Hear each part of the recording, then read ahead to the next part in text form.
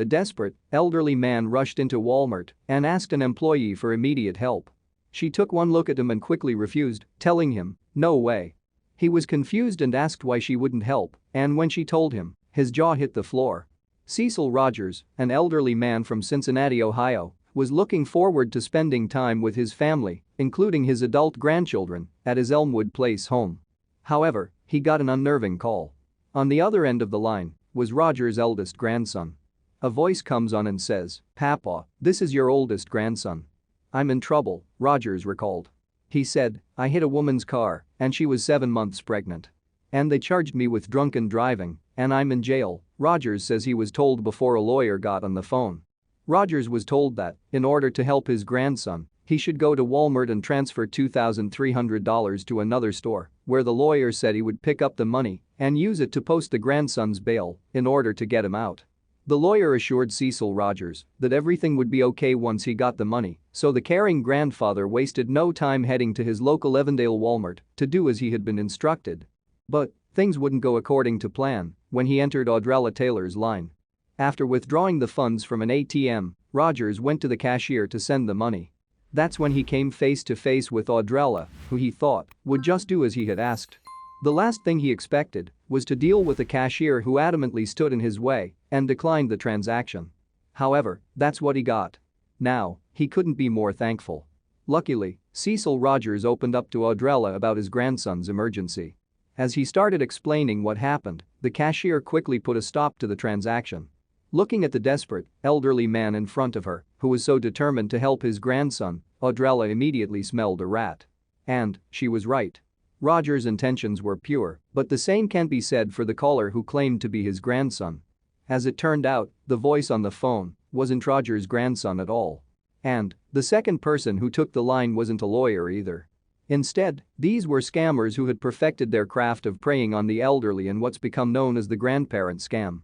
He said something about somebody was locked up in jail, he got a call, and he needed to come in to send $2,000, Audrella recalled. "I said, well, I am going to refuse the sender. I'm not going to let you send that money because I think you've been scammed." Audrella further explained that her first clue was that the call was made by the alleged grandson to his grandfather and not to the young man's mother. "Because his daughter hadn't been contacted yet, I felt like if a son was in true need, the mom would have been contacted first before the grandpa would," she explained.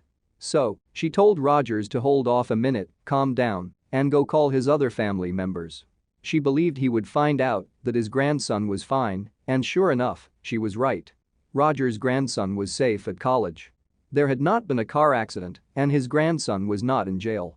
The entire call was a scam with the so-called lawyer convincing Rogers to rush to do the transaction without letting anyone else in the family know, allegedly as to not cause his grandson any embarrassment. The truth is that convincing Rogers not to call anyone else to ask about the situation prevented the older man from discovering the truth. However, thanks to a savvy cashier, he and his wallet were saved.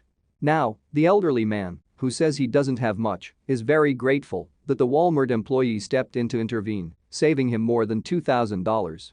Rightfully, Rogers thinks Taylor is a hero, and the Walmart store manager agrees. "We're very proud of Audrella and all of our customer service associates that helped," manager Dominic Gross said, explaining that they now train cashiers on the warning signs that someone is being scammed, including transferring large sums of money or buying large amounts of gift cards, according to WCPO. Sadly, con artists often have an easy time scamming people out of their money, especially the elderly. And there's not always someone like Audrella who takes the time to save a target by gathering information to identify a scam before it occurs. Since not all scams are thwarted by store clerks, this story serves to not only praise Audrella for going above and beyond, but also as a warning to others.